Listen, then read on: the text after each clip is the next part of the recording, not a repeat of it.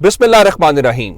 लाखों करोड़ों दुरूदो सलाम मोहम्मद मुस्तफ़ा सल्लल्लाहु अलैहि वसल्लम और आले मोहम्मद पर। मैं हूँ उमर दराज गोंदल। कहने को इस वक्त पाकिस्तान तहरीक इंसाफ मुश्किल के अंदर है, लेकिन पाकिस्तान तहरीक इंसाफ के अंदर भी बहुत सारी मुश्किलात का जो है वो चीज़ें देखने को मिल रही हैं। उसमें जो सबसे बड़ी एक बड़ा तनाज़ा या परेशानी पाकिस्तान तहरीक इंसाफ के लिए कल रात से शेर अफजल मरवत वाली है।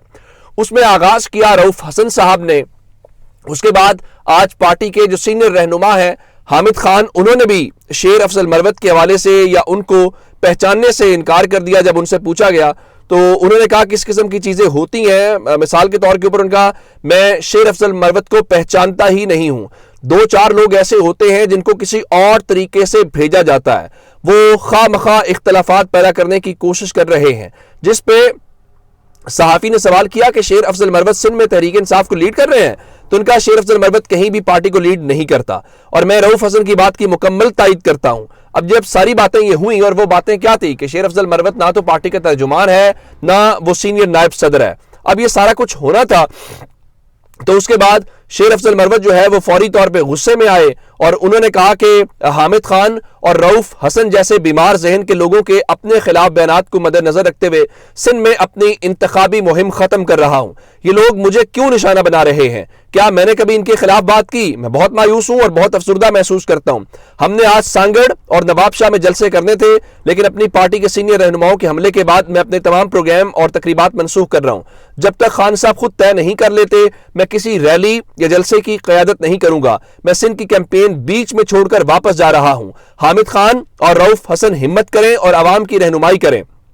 शुरू में आपने मुझे कानूनी टीम से निकालने की कोशिश की, अब आप चाहते हैं कि मैं इंतखाबी मुहिम छोड़ दूं। मैं इंतखाबी मुहिम आप पर छोड़ता हूं, अपनी ताकत और हिम्मत दिखाएं। जाहिर है ये उनके लिए चैलेंज था कि आप ये काम करें। अब ऐसे में क्या हो सकता है कि शेर अफजल वाले मामले के ऊपर जब सीनियर लीडरशिप उनके बारे में ये बातें कर रही है, लेकिन उसके बाद जो है थोड़ी ही देर के बाद इस कहानी में एक ट्विस्ट आया। और ट्विस्ट क्या था कि आज इमरान खान के खिलाफ मुख्तलिफ केसेस जो है उनकी जेल में समाअत थी और वहां पे सहाफ़ी भी मौजूद थे, और उस हवाले से फिर लोगों ने वहां पे शेर अफजल मरवत के बारे में बात की है। और शेर अफजल मरवत का भी उसके फौरन बाद पैगाम आ गया। इमरान खान ने क्या कहा मैं वो भी बताता हूं। उन्होंने कहा जी कारकुनान की राय हक पर मबनी है और मैं उनकी राय से इत्तेफाक करते हुए सिंध में तहरीक इंसाफ की मुहिम जारी रखूंगा और इस पर अपनी तवज्जो मरकूज रखूंगा। इसके साथ साथ मैं पीटीआई के कारकुनों से गुजारिश करता हूं कि तमाम शैतानी कुव्वतों का अपने तौर पर मुकाबला करें।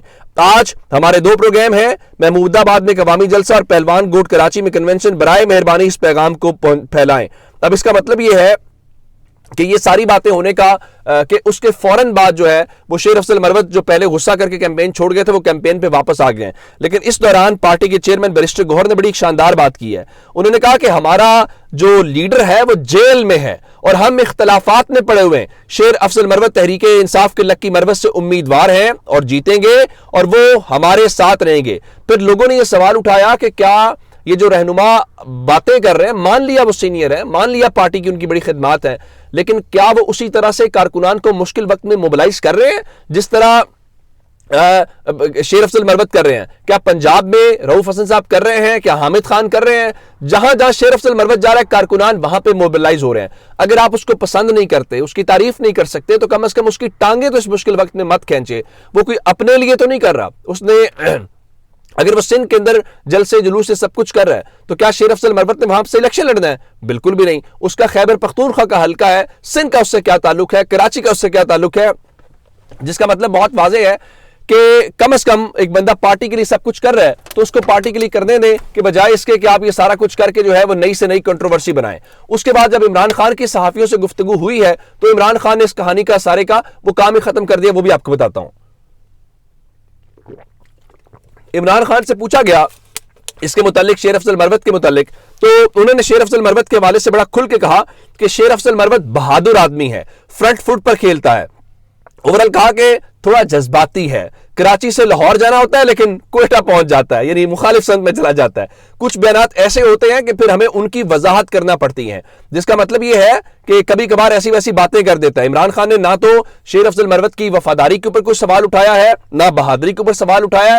ہاں یہ فیکٹر ہے، اور یہ پہلے ہم بھی کہتے ہیں اور عمران خان نے بھی اپنی زبان سے کہہ دیا ہے کہ شیر افضل مروت جو ہے وہ تھوڑے جذباتی ضرور ہے، اور جذبات میں اس طرح کا بھیجنا کراچی سے لاہور ہوتا ہے اور وہ کوئٹہ پہنچ جاتا ہے، یہ چیزیں ہیں۔ لیکن میرے خیال سے اب شیر افضل مروت والا قصہ یہاں پہ تمام ہو گیا ہے۔ اگر ایسی بات ہوتی تو عمران خان جہاں پہ آج باقی لوگوں کے بارے میں باتیں کر رہے تھے تو وہ ان کے بارے میں بھی بات کر سکتے تھے، اور عمران خان نے آج ایک بار پھر کھل کے کہا ہے۔ ایک تو ان کے اوپر جو عدت میں نکاح والا کیس ہے اس میں فرد جرم عائد ہو گئی ہے، اور عمران خان کے سامنے جب فرد جرم پڑی گئی تو عمران خان نے اس کا انکار کیا اور کہا کہ آئی ایم ناٹ گلٹی، یعنی میں قصوروار نہیں ہوں۔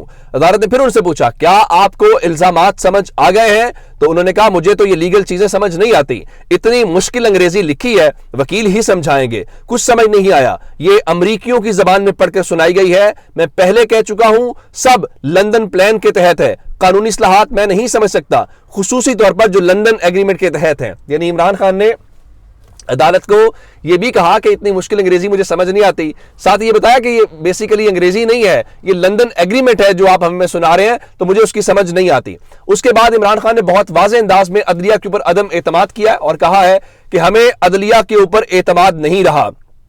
سائفر معاملے پہ جنرل باجوہ نے کہا کہ اچھے بچوں کی طرح رہو، یعنی خاموش رہو، 2/3 اکثریت دلا دوں گا ورنہ کیسز میں پھنسایا جائے گا اور الیکشن میں محض 30 نشستیں ملیں گی۔ عمران خان پھر بھی وہ جذبہ ان کا جوان تھا، انہوں نے کہا نہ بلہ رہا نہ بلے باز، تو اب کیوں ڈرے ہوئے ہیں؟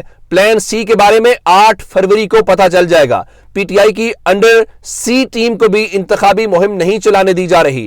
قانون ہے کہ الیکشن کمیشن نے 90 روز میں الیکشن کروانے ہوتے ہیں۔ 2 صوبوں میں حکومتوں کو تحلیل کیا، 90 روز میں الیکشن نہیں ہوئے، اکتوبر میں الیکشن ہونا تھے تب بھی نہیں ہوئے۔ آئین کی خلاف ورزی کے اوپر آرٹیکل 6 لگتا ہے، اور انہوں نے کہا کہ election commission, NAB, police, F I A سب ملے ہوئے ہیں، اب سپریم کورٹ سے بھی ہمیں امید نہیں رہی۔ 2018 میں باجوہ شہباز شریف کا دوست تھا، بالکل مایوس نہیں ہوا، 8 فروری کو ان کو جھٹکا پڑنے والا ہے۔ پھر انہوں نے وہی بات کی اور کہا کہ جب باجوہ نے کہا میری بات مانو، نہیں مانو گے تو پھر کیسز کے اندر ہوگا، اور عمران خان کے مطابق یہ ان کو اس بات کی ہی سزا دی جا رہی ہے، اور سزا کا مطلب یہ ہے کہ اس بار جو بھی ان سے اختلاف کر رہا ہے۔ اچھا ایک چیز اور ہے، وہ یہ کہ جو اس وقت انہوں نے تحریک انصاف نظریاتی کے ساتھ اختلاف کیا، اس کے اوپر مختلف خبریں ہیں۔ مثال کے طور کے اوپر حامد خان نے بھی ایک ٹی وی شو کے اندر کہا کہ میں بھی اس حق میں نہیں تھا کہ نظریاتی کے ساتھ جو ہے وہ کیا جائے، اتحاد کیا جائے۔ آج اس بارے میں زبیر جو ہیں وی نیوز کے، انہوں نے خبر بریک کی ہے، انہوں نے کہا ہے کہ جناب عمران خان نے اڈیالہ جیل کے اندر بیرسٹر گوہر سے وضاحت طلب کی ہے، دوسرے لفظوں میں کان کھینچے، اور کہا ہے کہ جب میں نے صاحبزادہ حامد رضا کی جماعت کے ساتھ اتحاد کرنے کا مشورہ دیا تھا تو اختر اقبال ڈار کے ساتھ اتحاد کیوں کیا گیا؟ اس کا مطلب یہ ہے کہ جو نظریاتی کا اتحاد کیا گیا ہے اس میں عمران خان کو اس طرح سے کانفیڈنس میں نہیں لیا گیا۔ عمران خان نے یہ ضرور کہا تھا کہ آپ جو ہے وہ کریں، اتحاد کریں، لیکن نظریاتی کے ساتھ نہیں کہا تھا، صاحبزادہ حامد سے کہا تھا جن کا تعلق فیصل آباد سے ہے۔ اب اس کا مطلب یہ ہے کیوں کہا؟ اس بارے میں معلوم یہ ہوا ہے کہ عمران خان نے کہا کہ میرے سے اس بارے میں منظوری نہیں لی گئی تھی، اور میں نے ان کو یہ کہا تھا کہ اختر اقبال ڈار جو ہے وہ سخت حالات میں کھڑے ہونے والا بندہ نہیں ہے، اس پر اعتماد نہیں کیا جا سکتا۔ اچھا پی ٹی آئی کے ساتھ جو نظریاتی کے ساتھ اتحاد ہے وہ بتایا گیا ہے کہ عمران خان کی بجائے پاکستان تحریک انصاف کی جو سیاسی کمیٹی ہے اس نے فیصلہ کیا ہے۔ اچھا اس حوالے سے یہ جو ساری باتیں ہیں جو عمران خان نے جس طرح سے کہا کہ ان کو سپریم کورٹ کے اوپر یا عدالتوں کے اوپر کسی قسم کا کوئی اعتماد نہیں رہا، ایسی ہی گفتگو جو ہے وہ اہم جو ان کے رہنما ہیں حامد خان نے بھی کی ہے۔ ان سے پوچھا گیا، بلہ بھی آپ کو نہیں دیا گیا، آپ نے لیول پلینگ فیلڈ درخواست بھی واپس لے لی، اس پہ حامد خان نے کہا جو کچھ ہوا اس زیادتی ہوئی ہے، اس کو سامنے رکھتے ہیں تو بہت تکلیف ہوتی ہے۔ الیکشن کمیشن اور سپریم کورٹ نے جو کچھ کیا ہے وہ اس سے ہمیں دکھ پہنچا ہے، اور ان کے مطابق عمران خان جن کیسز کا سامنا کر رہے ہیں وہ سارے کے سارے مقدمات جھوٹے ہیں۔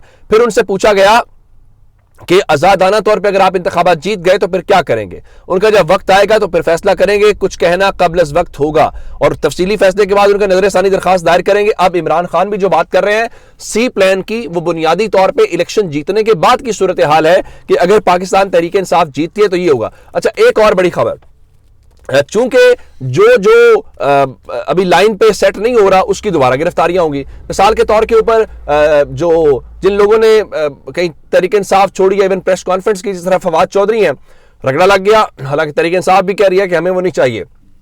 شیخ رشید چلا کاٹ کے آئے، لیکن ظاہر ہے کہ عمران خان کے خلاف اس طرح سے گفتگو نہیں کر رہے یا وہ گند نہیں پھیلا رہے جس طرح فاروق حبیب نے پھیلایا یا باقی نے پھیلایا. تو ان کی جو مختلف مقدمات ہیں، 11 کیسز کے اندر ضمانتیں منظور ہو گئی ہیں، جبکہ ایک مقدمے کے اندر جو ہے ان کو کمرہ عدالت سے آج گرفتار کر لیا گیا ہے اور گرفتاری کے بعد ان کو منتقل کر دیا گیا ہے، جس پہ انہوں نے کہا کہ دیکھیں میں واپس آؤں گا، جو قلم دوات ہے وہ جیتے گی. پھر انہوں نے حلفاً کہا کہ اس دن جو ISI کے دفتر کے باہر جو کچھ ہوا حمزہ کیمپ کے اندر میں وہاں پہ موجود نہیں تھا. تو اس کا مطلب یہ ہے کہ اگر شیخ رشید کو بھی آپ کو گرفتار کرنا پڑ رہا ہے جس کے پاس تحریک انصاف کا ٹکٹ نہیں ہے، تو پھر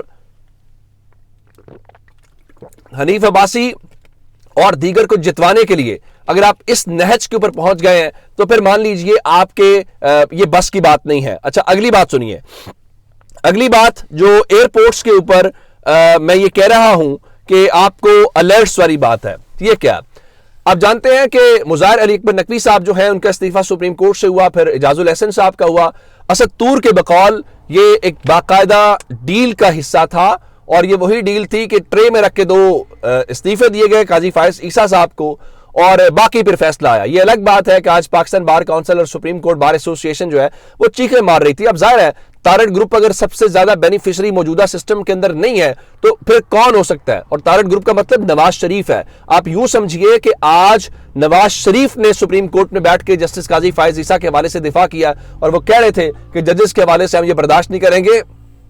ٹھیک ہے، وہ باڈیز وکلا کی ہیں لیکن ان باڈیز کے پیچھے کون ہے وہ ہم سب جانتے ہیں. اب خبر کیا ہے؟ خبر محمد اشفاق کورٹ رپورٹر ہیں، بڑی اتھارٹی ہے ان کی، دنیا نیوز سے ہیں، اور ان کے مطابق ان کے ذرائع کی خبر یہ ہے کہ جسٹس اعجاز الاحسن اور جسٹس مظاہر علی اکبر نقوی کا نام ECL میں شامل کرنے کے اوپر غور کیا جا رہا ہے.